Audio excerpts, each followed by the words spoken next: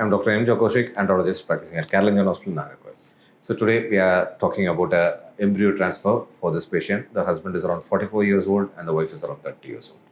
So they had, so it's actually a second marriage for the husband. So for the couple, it's the second marriage for the couple, and they wanted to have the baby as soon as possible. And the husband had very poor semen morphology, and the wife had polycystic ovarian syndrome.